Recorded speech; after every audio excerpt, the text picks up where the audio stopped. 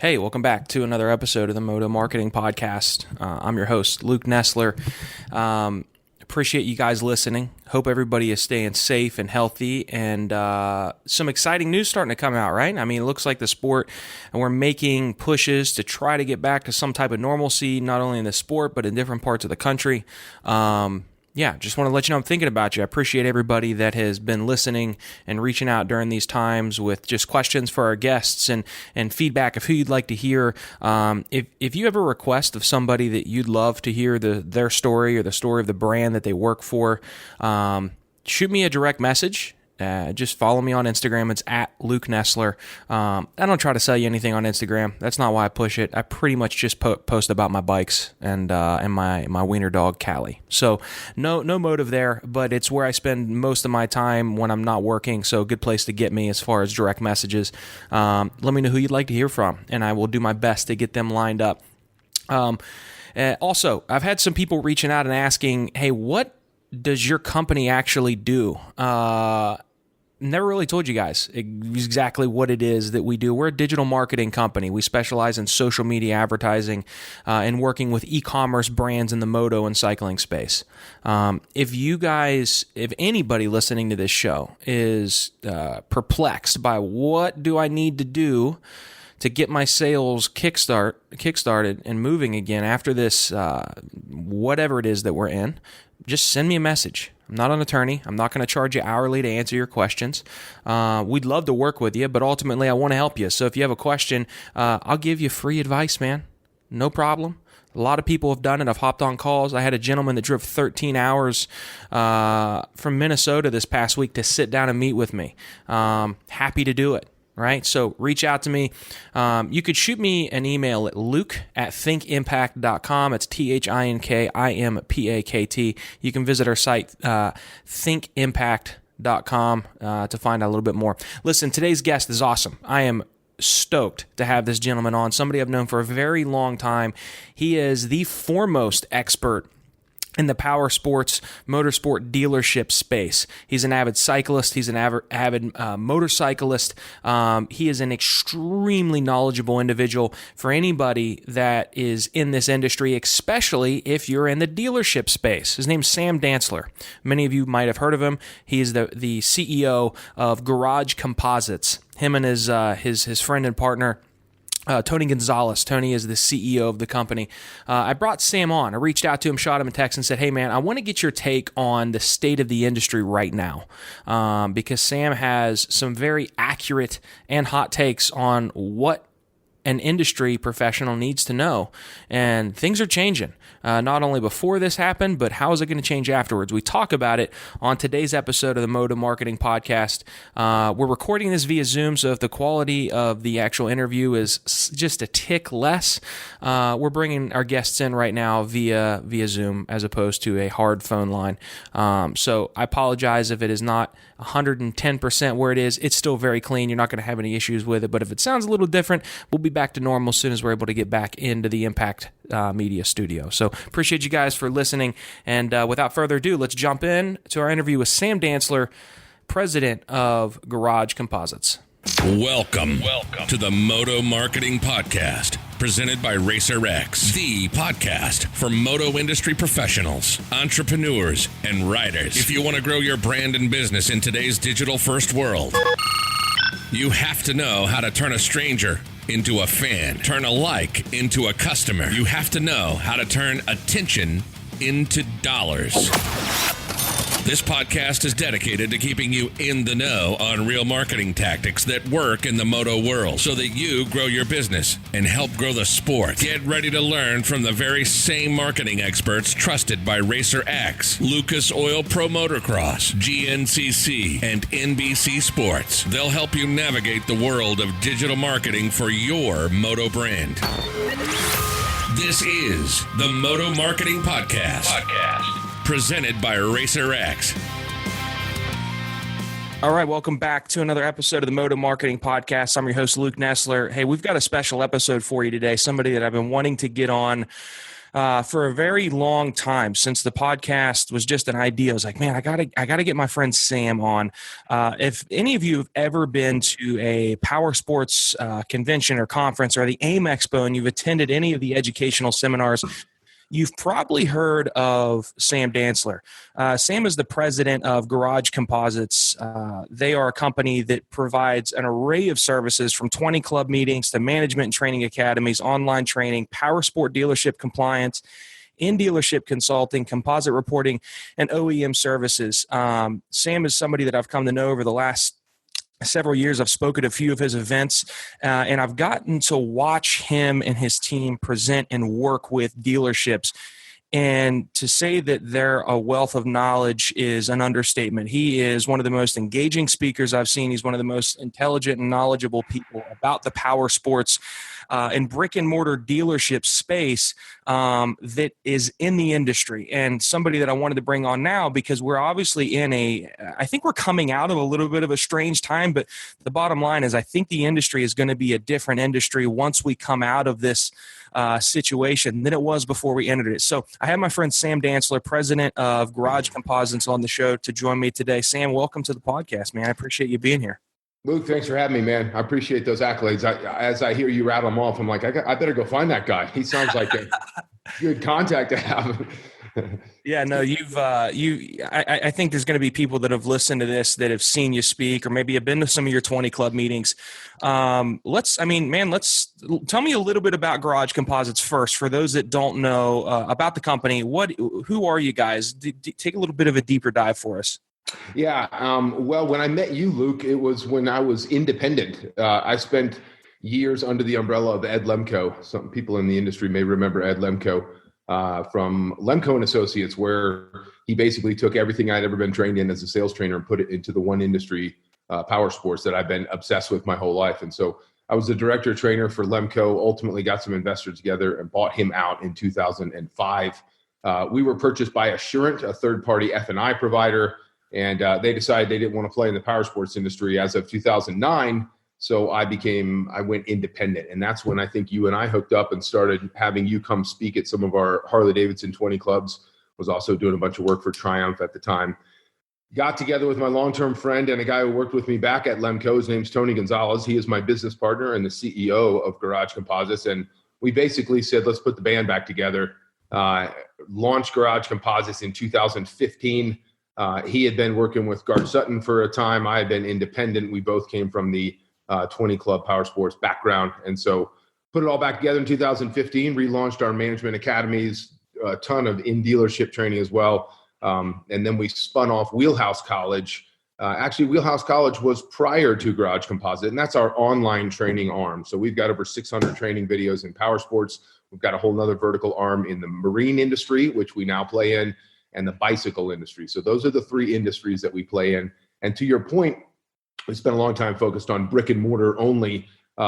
Obviously, we've got to play in all of the spaces digitally, as well as the brick and mortar safe space, I call it now. But yeah, so we do all things training and retail oriented in those three particular industries. So the last time we physically saw one another was the AIM Expo a couple years ago when it coincided with the Monster Cup in Vegas. And I had the chance to sit in on, I think it was like a 2-hour seminar, discussion, keynote, whatever you want to call it. And it was super interesting because it was pretty much all centered around, hey, the sport is changing. You need to understand that you have to get on board with electric motorcycles. And we even talked about the e-bike movement and what that's doing. And I think that is still super relevant now, but obviously the sport is changing even more so with, I think so many people are going to come out of this situation wishing that they had really locked down their online presence before they went into it. So let's talk a little bit about that. What's your take on that? Where is the industry now? Where is it going to be after we get back to normal? Well, normal. Easy question. We should have that tangent of a question as well as what are we getting back to here? But the point is, you and I are both enthusiasts in the power sports and bicycle space. You in the bicycle space play a lot more off-road than I do. I do a lot of road cycling, but I also mountain bike and gravel ride. And then in the motorcycle space, I do it all. I'm just obsessed with it. And it doesn't take a genius to see that the two industries are coming together. I've been shouting this from the rooftops for 5 years now, that the motorcycle industry, with the advent of e-motorcycles and e-bicycles, you sit here and you think about what is, by definition, an electric bicycle, and it is actually a motor cycle. It is a cycle with a motor in it. On the power sports side of the fence, we've been riding engine cycles for all these years. We really haven't been riding motorcycles. We've been riding engine cycles, and now bicycles are coming out with e-bicycles, and that truly is a motorcycle. And I'll tell you, it really hit me. I did a speech down in Arizona at the IBD, the Independent Bicycle Dealership Conference, and I had a die-hard bicycle rider who's like, electric bicycles, this is ridiculous, right? Because every bicyclist out there, until they accepted it, said the same thing. Right? Every motorcyclist out there is like, electric motorcycle, how embarrassing. Same concept, same ego involved, and I understand it both ways. But he said, come check with me after the event is over. Specialized is going to put me out on one of their new e-bikes. And so he got on an electric downhill mountain bike, fully loaded Specialized bike, and he came back. This is a full-on $15,000 Pinarello enthusiast who's now on an electric mountain bike. And that guy, you would have think he was 10 years old coming back from Disney World. Ear to ear grin, time of his life. And then it hit me, electric bicycles are creating motorcyclists who don't know that they're called motorcyclists. That was the aha moment that I had, because you got all the power sport manufacturers. When the biggest bicycle industry out there, called Interbike, 2 years ago, was sponsored by Yamaha, that's when I'm like, there's your crossover right there. Because Yamaha's building electric bicycles and electric motorcycles. You got bicycle companies building electric. You take the pedals off and you realize that at the point where I'm on an electric bicycle having a really good time, the next thing I want is a little more power, and they're going to become motorcyclists. So I think you got to get on that train sooner than later. We've got a lot of power sport dealers who are taking on electric bicycles, and I certainly have my feelings for who the brands are to look for in the future. But until electric motorcycles really become a thing, and I think that's truly a niche market, electric bicycles are the next wave of motorcycle riders coming into your store. So you got to start playing that game one way or another. I think I think the Coombs family at MX Sports and Racer Productions are really bridging that gap as well. I mean, when we talked yesterday, you had commented about the Ebike team that I've put together, and that Ebike team, we're racing in the first ever national championship for weeks, and it's at a motorcycle series. It's at the GNCC event, and what's unique is the first race of the season that we got in, there were 60 some riders there, and a lot of them were cyclists that a motorcycle friend races at the race. They said, hey, Bob, you got to come to this. Bob came and brought his e-bike, and now Bob is seeing how cool all of the Moto and the ATVs, how much fun these guys are having. And several of them had commented, hey, I'm going to go to the local race and maybe bring my dirt bike. So you're getting more people into the sport that might not have bridged that gap. So I do think it's something that, it's looked at the same way that snowboarders were the first time that they got on the mountain with skiers. I feel like that's how a lot of it's treated, and there's so many benefits to it, both in the cycling and the motorcycle space. Let's talk about all. I'm sorry, go ahead. Yeah. One quick thing, as I hear you talk, I'm reminded of the Giant Bicycle Conference in Utah last year. I went and I spoke at that, and one of the speakers was Eddie Lawson, and any power sports enthusiast knows former racer Eddie Lawson. When I was growing up, this guy in the 1980s was. I love the guy. He raced for Kawasaki. I wanted his Kawasaki motorcycle. He was the guy. And now he is an ambassador for Giant electric bicycles. They have taken his classic bike that he won the Superbike series with, and I think it was 81 or 82. And they have painted an electric Giant bicycle to match the color scheme from back then. Now he's an ambassador. So to your point, when this coronavirus has the Tour de France looking to be rescheduled, they're looking at MotoGP tracks and wondering if they can put it in a different format to make it more crowd friendly. So tons of crossover. Oh, for sure. Yeah, absolutely. So online, before this hit, I did an episode with my partner and chief marketing officer, George, and we had talked about a big opportunity that dealerships are missing. And we work with a few dealerships. Mostly we work with brands, like 100% or whatever it is. But we do work with some dealerships. And one of the dealerships we work with was my very first client ever. I've had them since like 2011, 2012 when I was a video production company. So I've seen this transition to this dealership, one of the most successful dealerships in the state of West Virginia.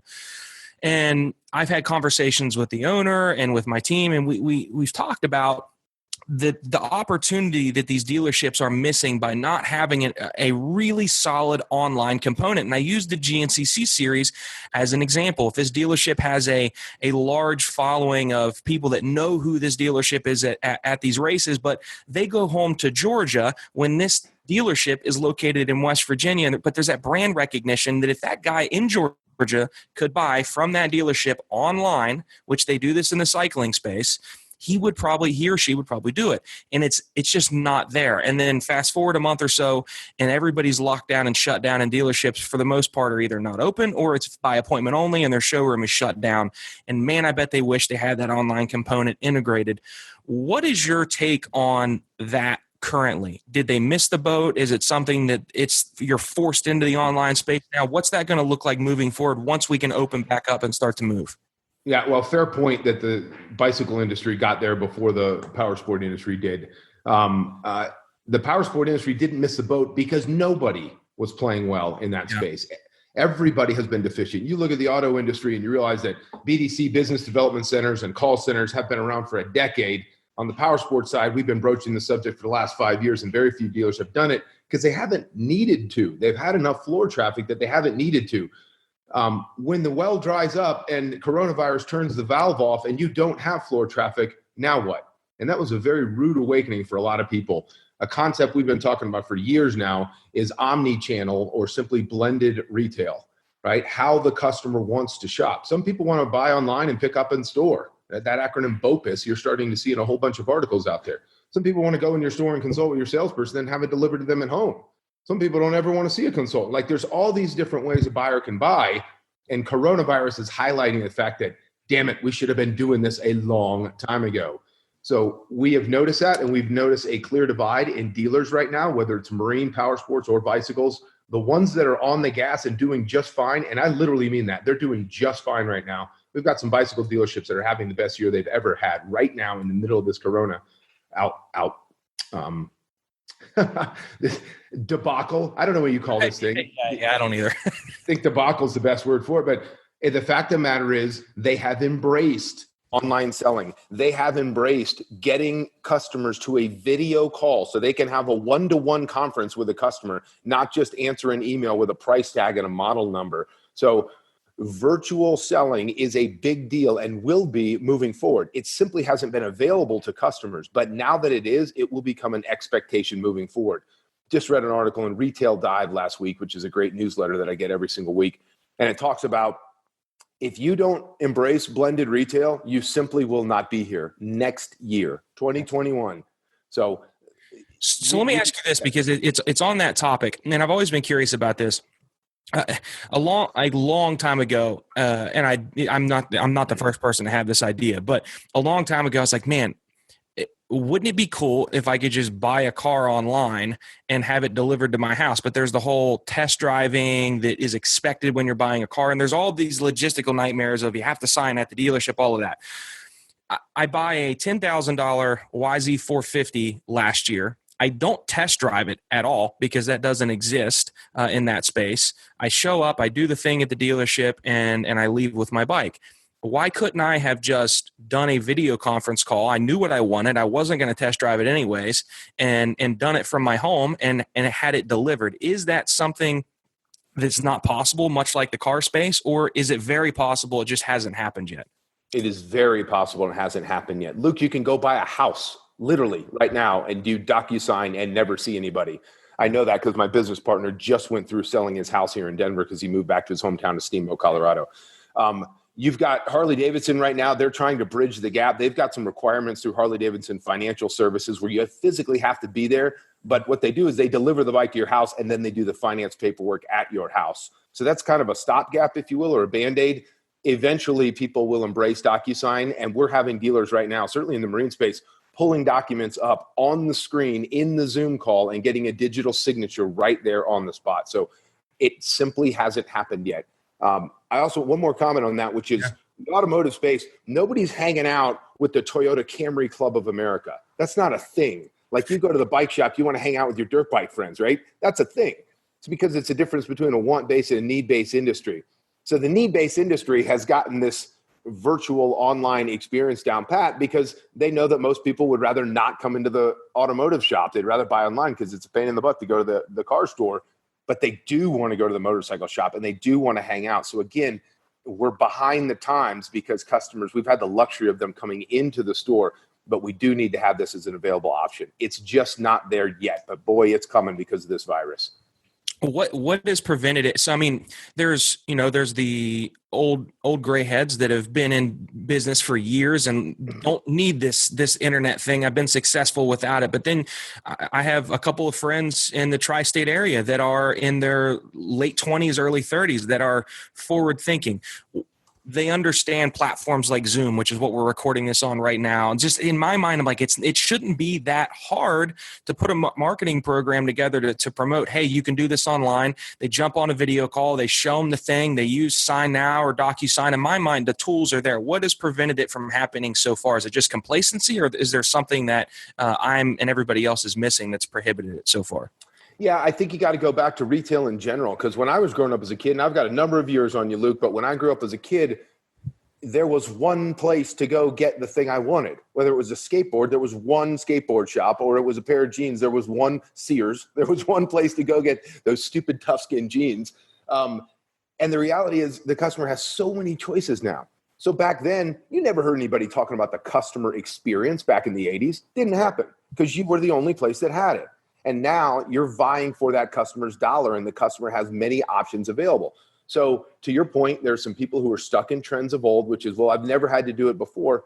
Right, because the customers never had that many options before. Yeah. Once they get hooked on your dealership, if you're the local place and it's not bad, a lot of them end up coming back to your shop. But the reality is, if I have a bunch of choices and one of them includes a digital experience where you could bring it to my house, I've got a local dealer here. I needed some new Climb gloves. He had 3 Climb gloves in a box sent to my house. I tried them on, told him I wanted 2 of the 3. He said, I'm just going to have my driver pick up the one you don't want, and you can pay me whenever. Yeah. What? It's the easiest transaction ever, right? So it's coming. That kind of brings me into the next point that I wanted to bring up. So many dealers rely on, okay, Luke just bought that YZ450, but if he does it online, he doesn't have the opportunity to go to the gear section with the helmets and the pants and the jerseys and the parts department and talk to Meredith about how we can really thing out. And there's several $1,000s in sales right there for me, Luke. And in my mind, that's where if the guy wants to truly have that digital online relationship with the dealership, there's email follow-up to upsell them. There's all these different channels. And then like you had just said, the Zappos experience to where they send 2 or 3 pairs of shoes. You try the ones on you like, you keep them, you send the others back. You just did that with gloves. Is there that opportunity for dealers to get that second, third, fourth sale with an online experience? Yeah, sure there is. And again, if you, the customer, Luke, you and your YZ450, if you and I are having this discussion virtually, I'm going to have all that stuff teed up right behind me. And I'm going to say, now what kind of CD boots are you running? Because you told me you were running CD last time we thought, oh yeah, have you seen the new, whatever the latest model is? And are you running a helmet communicator? Because I know in your buddy, you told me you got lost on the track with your buddy the other day and you couldn't find each other. I have that opportunity. And we saw this 9 years ago, I think it was, a Ducati dealer outside of San Francisco was trying to get to the market of young, affluent people in the city. And he's like, I just can't get there. And so what happened was the next time somebody from in the city wanted to buy the motorcycle, instead of bringing the customer to the store, which is what we've traditionally done, we decided to take the bike to the customer, rented a Sprinter van, put a magnetic sticker on the side of the company, told the guy we're going to deliver at 1 o'clock on a Tuesday to downtown San Francisco, put cones out, blocked off the road. Customers walking by like, what's going on here? Guy comes down. Who does he come down with? All of his buddies who he works with. And we unload a bright red Ducati out of the back of the van, and everyone goes nuts.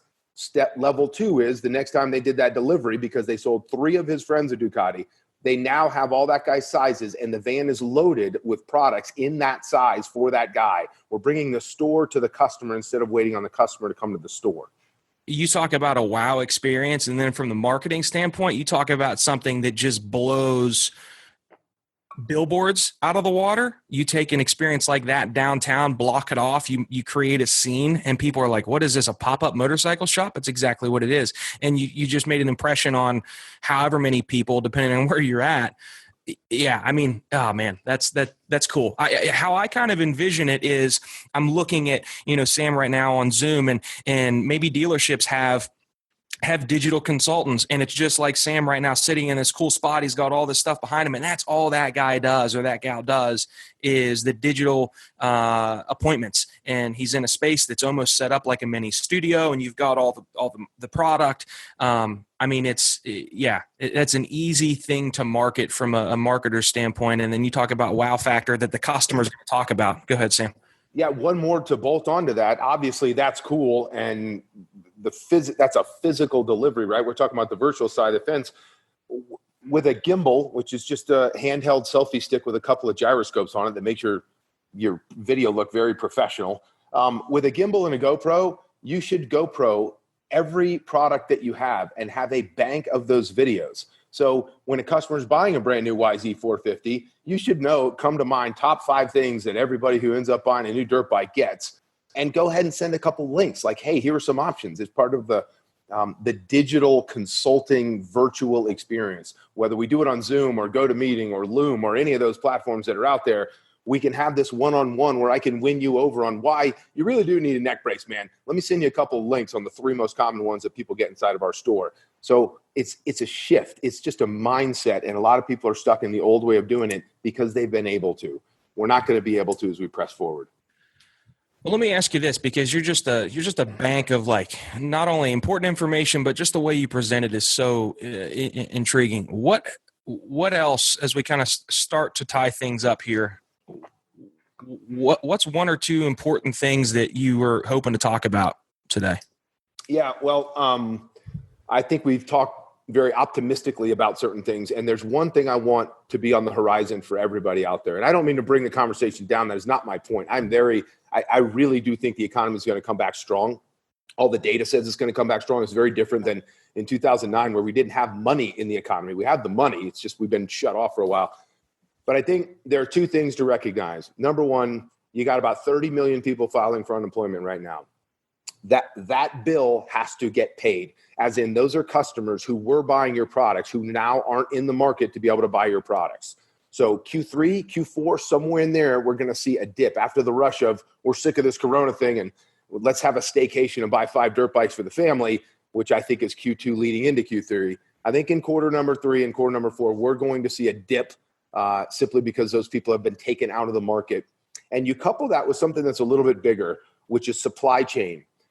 We've got Chris Craft coming back at 50% capacity when they turn the lights back on. You've got some companies out there that have publicly stated this and some companies that haven't publicly stated it, but BRP products in short supply, Polaris product in short supply, Harley Davidson not delivering motorcycles right now. When they do turn the lights back on, they're dependent on their supply chain and those raw materials coming from somewhere else to put that bike together or to put that helmet together or jacket or whatever it happens to be. If Climb runs out of Gore-Tex for whatever reason, there's going to be a delay in when the stores can get it. So that supply chain is going to cause a lag at some point in product coming onto your shelf, whether it's major unit product or parts and accessories and clothing products. So just a heads up on some of that. I think there's so much headroom, though, Luke, in the digital space that if dealers embrace it, we will go right through that small hiccup at the end of this year and be rolling into 2021. Yeah. Guys, if you haven't heard of Sam, I encourage you to follow them online. Sam, where's the best place? Is it the Garage Composites or your personal social? Well, you could go to garagecomposites.com. That will link you to everything that we do, including our podcast, which I think is the best option out there. Like you, Luke, getting your voice and your word out there last year when you started with your podcast is the way to do it. Podcast webinar, I get them all confused. The podcast is called Garagecast, and it's basically all things retail. So if you are in the retail space, from suppliers to retailers to employees working in these stores, listen to Garagecast. It comes out at minimum once a week, sometimes more often when we have it available. It's available everywhere you get your podcast, and that will link you back to all of our other projects that we're working on. So thank you for that, Luke. If you're a dealership and you're not working with Sam, or you haven't looked into Sam, or if you work at a dealership, take this podcast to the decision makers at your dealership. I've seen Sam and Tony and their team work with these dealers, and man, what you got today was not even a sample size of what Sam and his team can bring.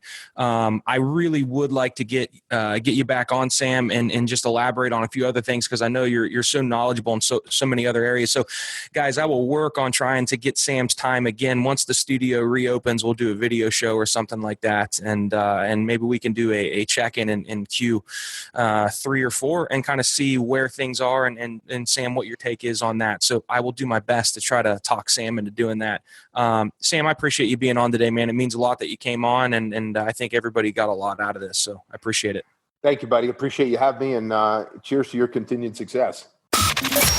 Thank you for listening to the Moto Marketing Podcast. If your goal is to get real, measurable results from your marketing that will grow your company revenue, then check out how Impakt Media can get the same results that they have for Moto's most iconic brands by visiting thinkimpact.com. That's THINKIMPAKT.com. Have a marketing question that you want answered on the show? Send your questions to questions@motomarketingpodcast.com. Don't forget to rate, review, and subscribe to the podcast. And we'll catch you on the next episode of the Moto Marketing Podcast.